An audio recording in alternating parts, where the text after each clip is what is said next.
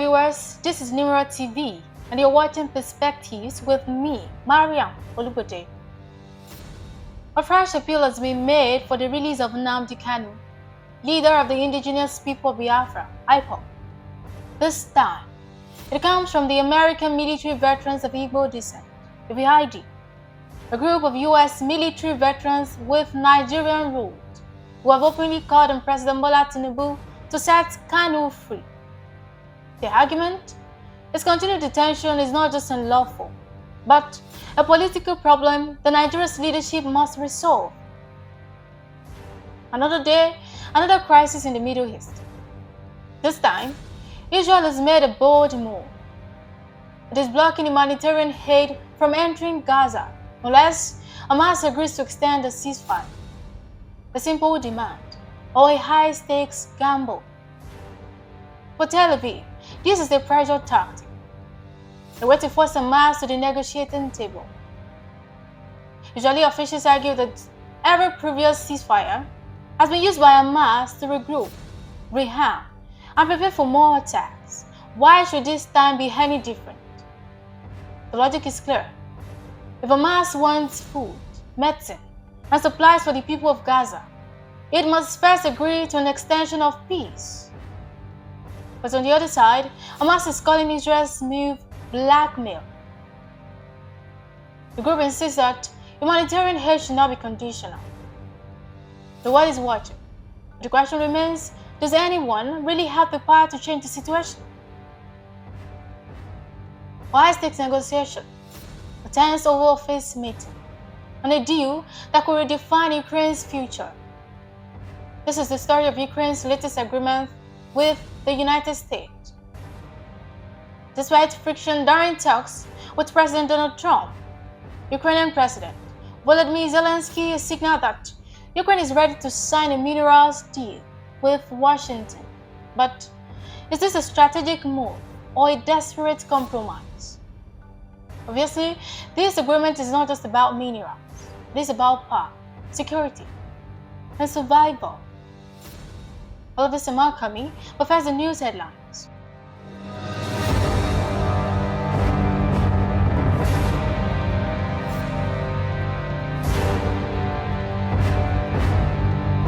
The VID urges Tinubu to release Nnamdi Kanu. Mysterious illness strikes Congo village. WHO suspect water contamination. Trump and Vance erupt at Zelensky intense Oval Office meeting. US suspends offensive cyber operations against Russia. Israel blocks aid to Gaza. Zelensky ready to sign mineral deal despite tense meeting with Trump. Now to the news and details.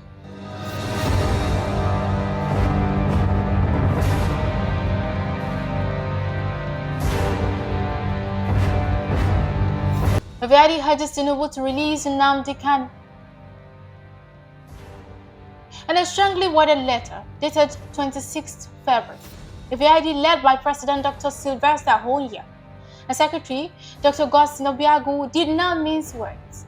They made it clear. Kanu's detention is no longer a legal debate. It is a political question. The President Tinubu has the power to settle. The group insists that Nigeria's judiciary has already spoken on the matter. Court after court is ruled in favor of Kanu's release, yet he remains behind bars.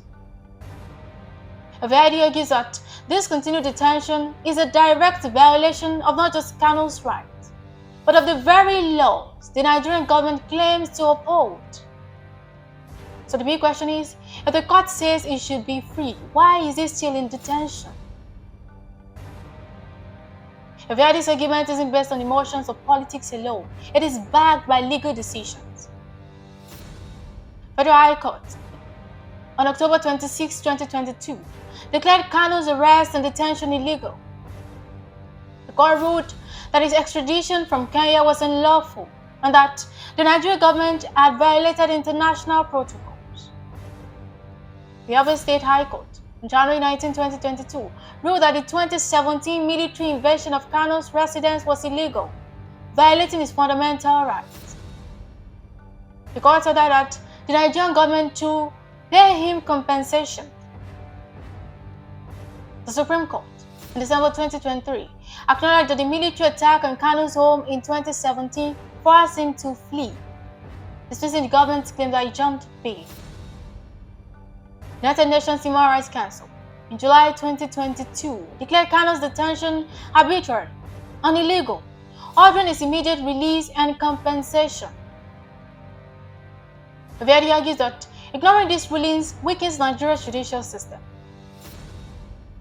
If court orders can be ignored, what does that say about the rule of law?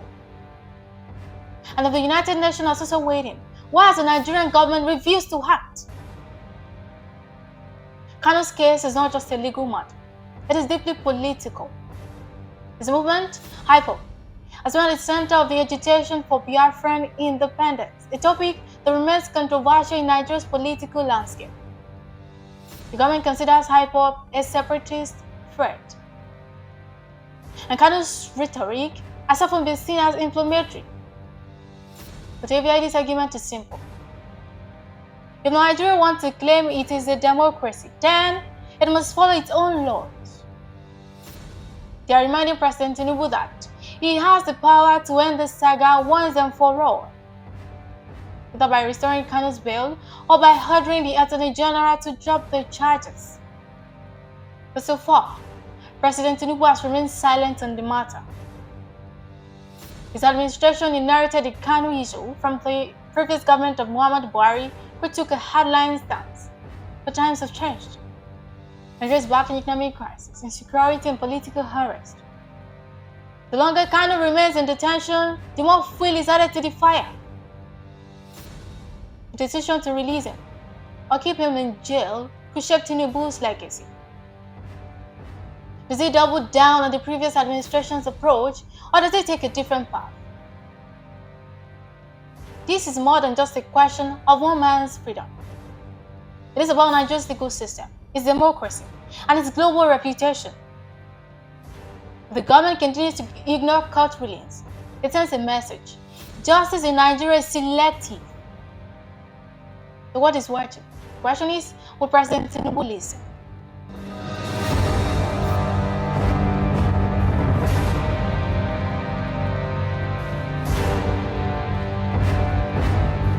Mysterious illness strikes Congo village. WHO suspects water contamination.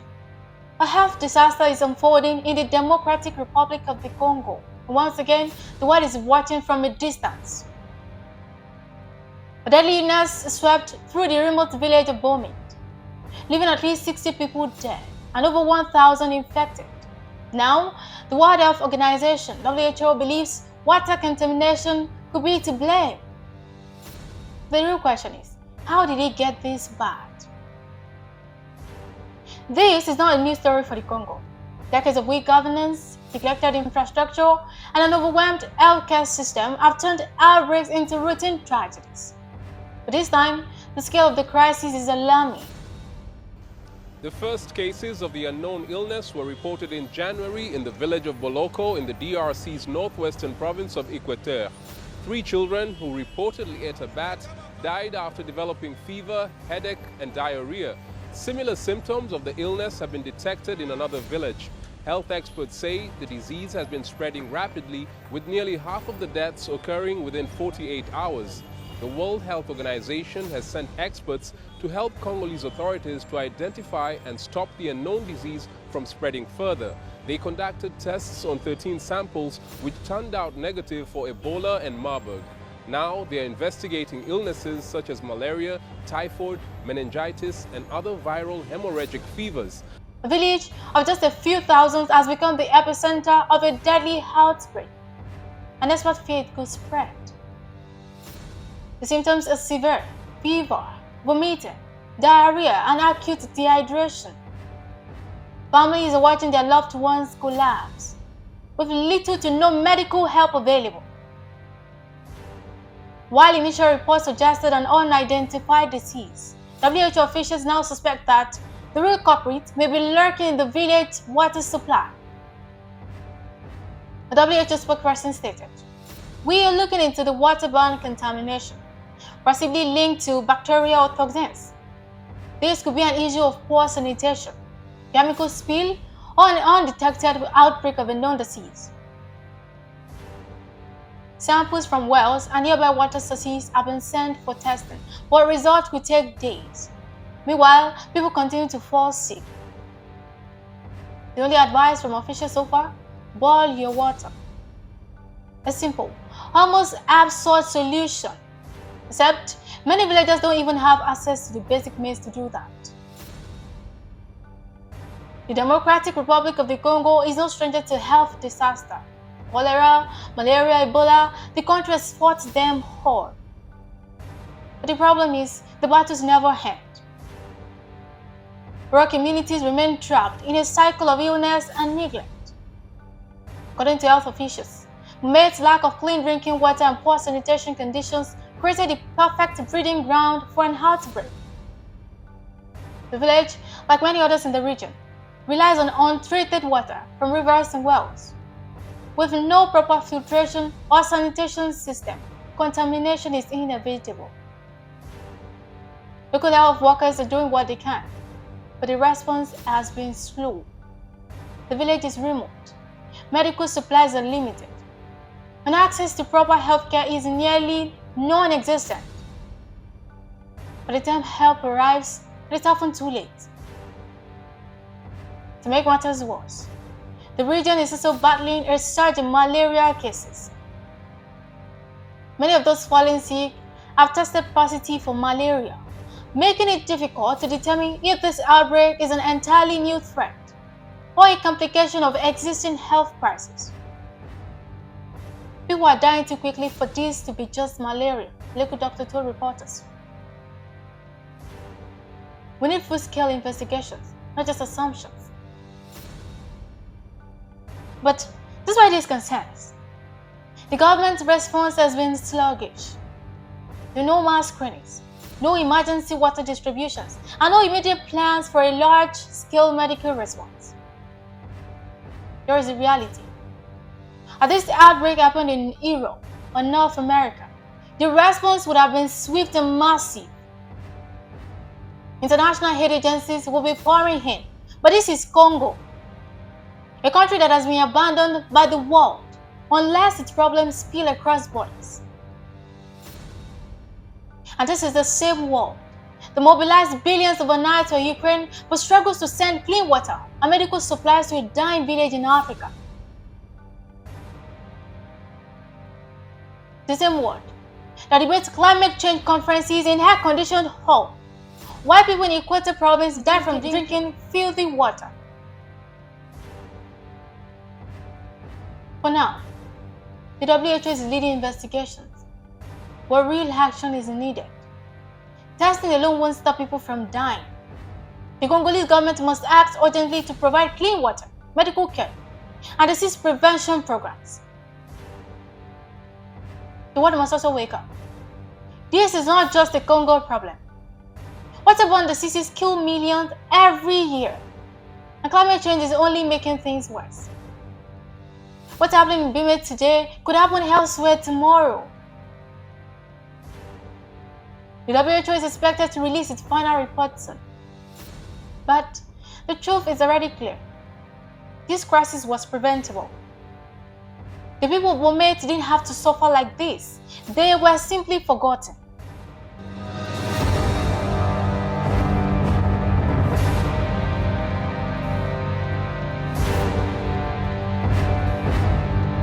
Trump and Vance take on Zelensky in heated Oval Office clash. The much anticipated Oval Office meeting between President Donald Trump, Vice President J.D. Vance, and Ukrainian President Volodymyr Zelensky turned into a political battlefield. Your country is in big trouble. I know. You're not winning. You're not winning this. You have a damn good chance of coming out okay because of us. Mr. President, We are staying in our country, staying strong from the very beginning of the war. We've been alone, and we are thankful. I said thanks You haven't in been this alone. cabinet, You and haven't not been only alone. in this We cabinet. gave you, through I this said stupid thank you. president, $350 billion. You voted we gave for you your military president. equipment, You and you voted men for are your brave, president. but they had to use our military. What about West? If you didn't have You our invited military me- equipment, you invited if me you to didn't speak. have our military equipment, this war would have been over in 2 weeks. In 3 okay? days, I heard it from Putin. In 3 days. exposing Washington's growing impatience with Kyiv. What was meant to be a diplomatic discussion on Ukraine's war effort quickly escalated into a tense standoff, with Trump and Vance making it clear America's checkbook is closer, and Zelensky must rethink his strategy. The Ukrainian president arrived in Washington seeking reassurances. After months of uncertainty about US support, Zelensky hoped to secure continued military aid. But he walked into an administration that is no longer interested in playing the role of Ukraine's financiers. According to sources inside the meeting, Trump wasted no time in setting the tone. He reportedly told Zelensky, "This isn't the Biden administration. We don't do endless wars." The message was clear. Ukraine is no longer at the center of US foreign policy. Vice President J.D. Vance, a vocal critique of US involvement in Ukraine, was even more direct. Americans didn't sign up to fund a war with no exit strategy, he told Zelensky. The 40-year-old VP, known for his staunch America First stance, has long argued that US taxpayers should not be bankrolling conflicts that have no clear resolution. For Zelensky, this meeting was a last-ditch effort, with European allies hesitant to commit more funds and Ukraine forces strengthening. He needed Washington to stand firm. He emphasized the consequences of cutting aid, warning that any reduction in US support would embolden Russia and weaken Ukraine's defense. But Trump was unimpressed. He reportedly pressed Zelensky on corruption concerns, asking for a detailed account of how past aid had been used. Trump's skepticism over Ukraine's financial transparency is well known, and this meeting only reinforced his stance. Before he asked for more, "Tell me where the last billions went," he said to have remarked. This meeting marks a turning point in US-Ukraine relations.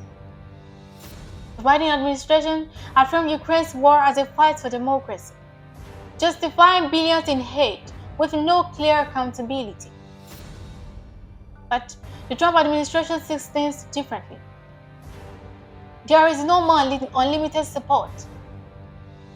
The new doctrine is simple. America's resources must serve American interests first.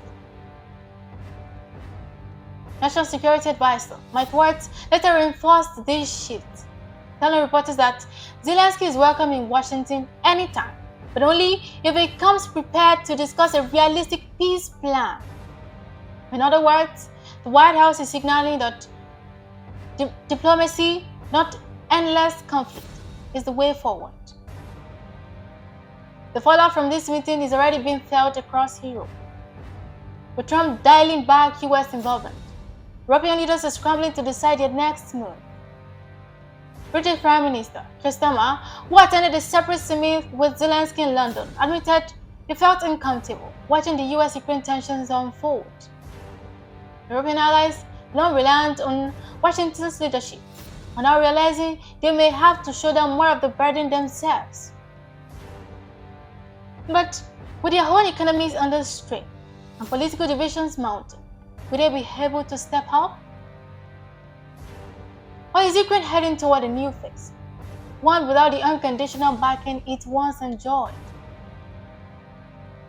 The message from Washington is clear. The days of unquestioned US support for Ukraine are over. If Zelensky wants continued assistance, he must prove that Ukraine can be self-reliant, transparent, and committed to peace.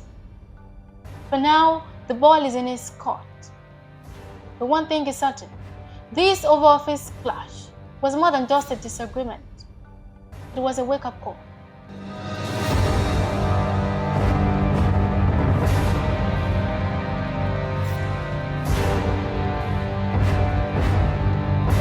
US suspends offensive cyber operations against Russia.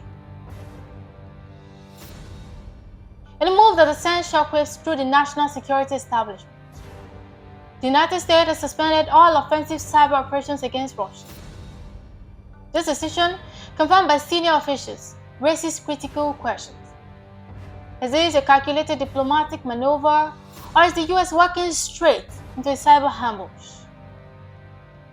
For years, the US Cyber Command, Cybercom, has been engaged in a silent, high-stakes war in cyberspace, one where Russia has been a primary adversary. From election interference to ransomware attacks on critical infrastructure, Moscow's cyber unit have consistently targeted the US and its allies. Yet, despite this, Washington has decided to pull the plug on its cyber offensives. The official explanation? A policy recalibration under the Trump administration, but experts warn that this could leave the US exposed, potentially inviting bolder Russian cyber incursions. According to multiple reports, Defense Secretary Pete Hegseth issued a direct order to halt all US offensive cyber operations targeting Russia. This includes cyber disruptions, counter-hacking missions, and intelligence-driven digital warfare. The reason? A shift in diplomatic strategy.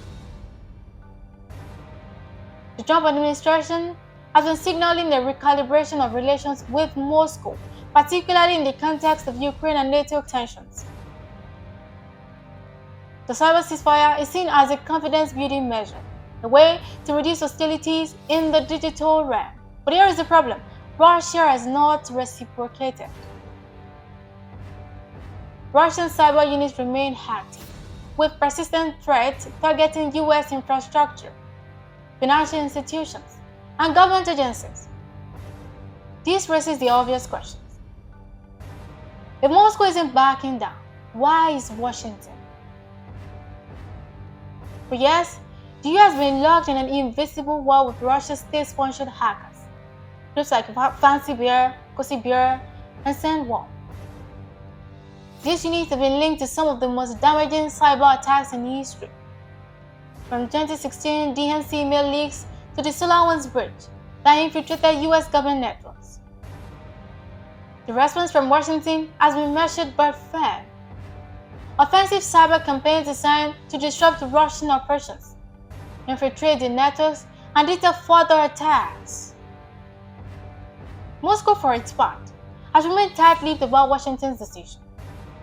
Russian cyber operations continue unchecked, with recent reports of hacking attempts on US energy grids, financial institutions, and even military networks. In 2023, Russian-linked groups like Killnet and Revil ramped up ransomware attacks on US hospitals and corporations.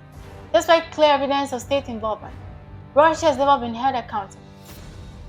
Now, with the US stepping back, experts fear that Moscow could escalate further, testing the boundaries of American restraint.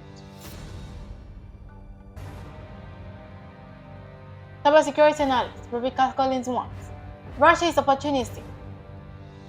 If they sense weakness, they will exploit it. This is a gift to them. The time is also critical, with tensions over Ukraine still simmering. Cyber warfare is one of the few pressure points Moscow has. If the US is seen as retreating from digital confrontation, it could embolden Russia into other areas, the battlefield, in diplomacy, and beyond. The immediate concern is US critical infrastructure. American power grids, water supplies, and communication networks are long been prime targets for Russian cyber attacks. A recent intelligence assessment found that Russian hackers could disable part of the US power grid within minutes if they launch a coordinated cyber attack. These vulnerabilities have been known for years, and offensive cyber operations were one of the few deterrents the US had to keep Russian hackers in check. Now, with offensive operations suspended, there is growing fear that Russia could launch more aggressive cyber campaigns, knowing there will be no immediate retaliation. The suspension of cyber operations is not permanent, at least not yet. The Trump administration has indicated that this is part of a broader strategic shift, not an abandonment of cyber warfare altogether. However, if this move is truly about diplomacy, then there is one critical question. What is Russia offering in return? Has the Kremlin agreed to scale back its own cyber operations? No. Has Moscow promised to stop interfering in US domestic affairs? No. Has Russia made any verifiable commitment to de-escalate in cyberspace? No. So what exactly is Washington getting out of this? The answer so far, nothing. Cyber analysts say that the only thing that could justify this decision is if the US has secured a classified cyber accord. The behind-the-scene agreement where both nations agreed to limit cyber hostilities, but there is no evidence of such a deal. But now, Russia keeps arcing, and the US stops fighting back. The suspension of offensive cyber operation is a risky gamble. If the move is part of a larger geopolitical chess game, then it needs to yield tangible results. A de-escalation from Russia, a diplomatic breakthrough, or a new framework for cyber warfare rules. But if this is simply unilateral retreat, then Washington has just gifted Moscow an open playing field in cyberspace. The coming months will be critical. If Russian cyber attacks intensify, this decision will be seen as one of the biggest national security blunders in years. But if diplomacy somehow prevails and cyber tensions ease, the Trump administration will claim a strategic victory. The question remains, is this strategy or is it surrender?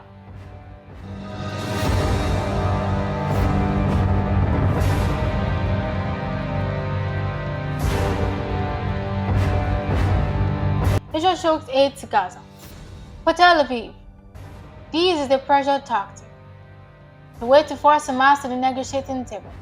Hearing people talking about their fears and concerns over the statement and the Israeli persistence of extending phase 1 of the ceasefire over, or rather than moving into phase 2 as agreed upon with the agreement between Israel and Hamas. We don't want war anymore. Enough is enough. We had more than enough from this war. We want to live like all other people of the world. But at the heart of this crisis are the people of Gaza. Over 2 million of them. After months of war, they're already struggling with the severe food shortages, a collapsing healthcare system, and no safe place to go. Many have been displaced multiple times, yet now, even the limited aid that was trickling in has stopped. The Rafah border crossing, Gaza's primary link to the outside world, is now closed to supplies. The Korean Shalom crossing, controlled by Israel, is also short. For those living in makeshift tents, for the injured waiting for medical help, for children who have only known war, this is nothing short of a death sentence. Usually officials argue that aid deliveries have been exploited before. They claim Hamas has hijacked power shipments, using them to resupply fighters instead of feeding civilians. But where is the proof? And even if that was true, does it justify cutting off an entire population from life-saving resources? Hamas, meanwhile, is refusing to budge. The group has labeled Israel's demand as a war crime and insists that any ceasefire negotiations should include long-term guarantees. The spokesperson made it clear, we will not be pressured into an unfair deal. Humanitarian aid is a right, not a bargaining chip. But behind the tough words, the reality is that Hamas is also under pressure. Its faces growing unrest within Gaza. Many civilians, though unwilling to speak openly, blame both sides for their suffering. Hamas knows that agreeing to Israel's term could make them appear weak. Yet, rejecting the deal means prolonging the humanitarian catastrophe. So what comes next? As the standoff continues, the humanitarian situation in Gaza grows more desperate by the hour. No aid means no food. no medicine, no fuel. Hospitals that are still functioning will soon run out of supplies. Starvation and disease are no longer distant threats. They're happening now. Will Israel soften its stance under international pressure? Will Hamas rethink its position? Or will the people of Gaza continue to pay the price for what they had no say in? These are the questions yet to be answered. The clock is ticking. The world is watching. But for those trapped in Gaza, hope is fading fast.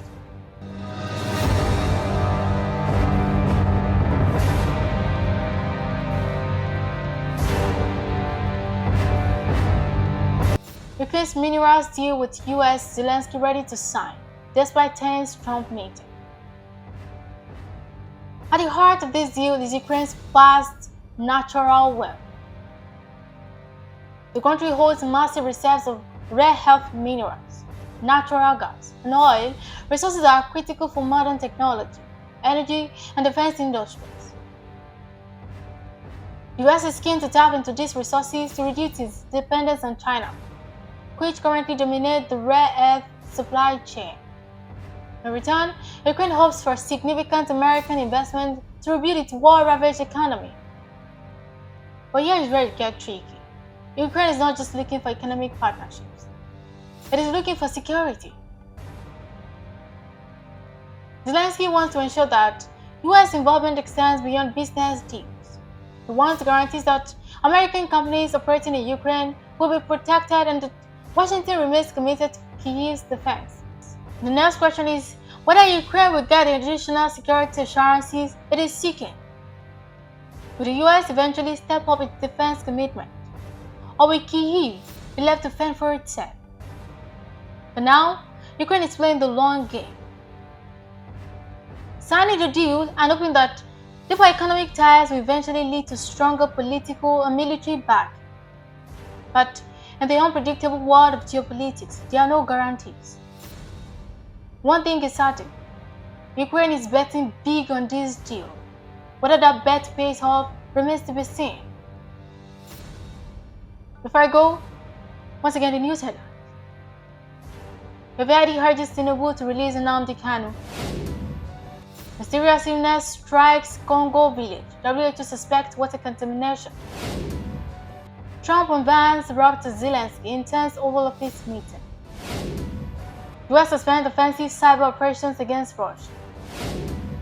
Israel blocks aid to Gaza. Zelensky ready to sign millionaire deal despite tense meeting with Trump. Thanks for staying tuned. Once again, I'm MARYAM Olugbote.